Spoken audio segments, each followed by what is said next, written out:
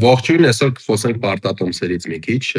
ինչու, որտեղ դե բոլորս ներդողներ ենք, տարբեր տեղերում անում, մեր ներդողներից շատերը նաև հետաքրված են, չգիտեմ, պարտատոմսերով, ավաններով, արժեթղթերով եւ պարբերաբար հարցեր լինում։ Խոսենք այսօր պարտատոմսերից, թե ոնց է կայանում իրանց եկամտաբերությունը, հա, այսինքն եթե մենք 10% ենք ստանում, 13% ենք ստանում եւ այլն, ինչից է դա բաղկացած։ Մասնագիտական աշխարհում պարտատոմսը կարելի է բաժանել տարբեր տիպի պրեմիումների, հա, որ պարտատոմսը փոխհատուցում է ինչ-որ ռիսկ։ Այս պատկերում տեսնում եք, որ ամենացածր, այսինքն բաղադրիչը դրա, դա կոչվում է ռեալ, այսինքն գնաճից առաջ ռիսկի պրեմիում, այսինքն ինքը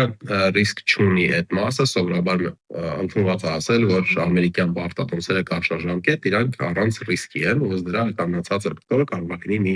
չգիտեմ, 2, 3, 4%։ Դրա վրա հետո ավելանում է ինֆլյացիան, այսինքն եթե գնաճը բարձր է, մենք ստանում ենք ավելի բարձր պրեմիում այդ մասով, հա, եթե սպասվելիք գնաճը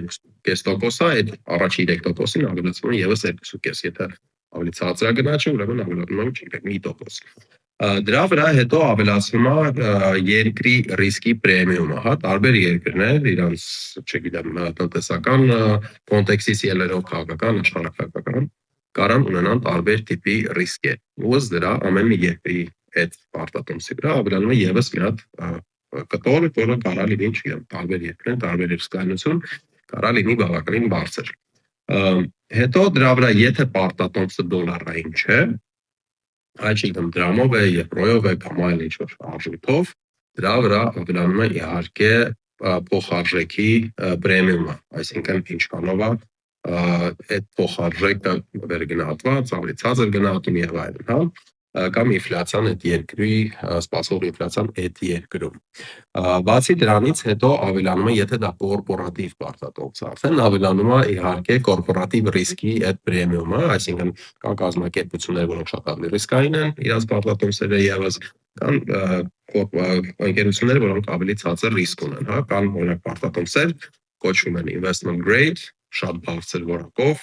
շատ քիչ հավանականություն, որ վճարնակ չեն լինի, եւ իհարկե կան պարտատոմսեր ավելի ռիսկային կազմակերպություններից, չգիտեմ, կոչվում են junk bonds, կոչվում են high yield bonds եւ այլն, հա, պետք է այդ տարանջատել, որտեղ հասկանալ այդ կորպորատիվ ընկերության ռիսկերը ոնց են։ Այստեղ կարելի է նաև նշել, որ Moody's, S&P Income Fitch-ը շատ ենք լսել իրանց ռեյտինգների մասին, իրանք այս փոխկապակցված են այս կորպորատիվ ռիսկի հետ։ Հետո եթե այդ պարտատոմսը շատ հազվադեպ է գնվում եւ վաճառվում, ավելանում է նաև այսպես ասած liquidity premium-ը, որը իրացվելիության պրեմիումն է, այսինքն ինչքանով հեշտ մենք կարող դա վաճառել այդ պարտատոմսը, ինչքան հեշտ, այնքան ավելի ցածր ռիսկային այդ liquidity իրացվելիության պրեմիումը։ Եվ վերջում իհարկե պարտատոմսի երկարությունը, ինչքան կարճ պարտատոմս, այնքան ավելի քիչ հավելյալ տոկոս եք ստանում, ինչքան երկար պարտատոմս, սովորաբար ավելի բարձր եկամտաբերություն, որտեղ այդտեղ ռիսկ առաջանում։ Շատ ժամանակ կարելի է հատկացնել յուրաքանչյուր պարտատոմսի ուսումնասիրության համար, տարբեր տիպի ցուցանիշներ, ֆինանսական մասը եւ այլն, հա։ Եթե մենք մեզ են հարցնում, թե ինչն է ամենակարևորը ու ընդունված պրակտիկան նաեւ մասնագիտական աշխարհում, ամենաերկու ցուցանիշը, որը շատ կարևոր է պարտատոմսերի հետ կապված իհարկե, դա վարկավորումն է 1, այսինքն ինչքան վարկ ունի այդ կազմակերպությունը, եւ երկրորդը ինչքանով ինքը վճարունակ է վճարել այդ տոկոսները կամ ամորտիզացիան, հա։ Այդ ասելիս պետք է նաեւ հաշվի առնել, որ տարբեր տիպի կազմակերպություններ ընդհանուր առմամբ ունեն իրենց ռիսկը։ Ըստ դրա որոշ տիպի, որոշ ոլորտներում կազմակերպությունները կարող ունենան բարձր վարկավորում, որտեղ ռիսկային չեն այդ ոլորտը, այնտեղ շրջանառությունը չի տատանում։ Կան ոլորտներ, որոնք ավելի ռիսկային են, ասենք շրջանառությունը շատ է բարձրանում, միջնում է տատանողականությունը բարձր։ Այդտեղ կազմակերպությունները ավելի քիչ ունակ են վերցնել շատ վարկ։ Հենց որ ըստ դրա այդ մասը վարկավորման մակարդակ եւ ինչքանով է դու կարողանում հետ վերադարձել վարկը շատ կարեւոր է։ Տեղի ցուցանիշը օրինակ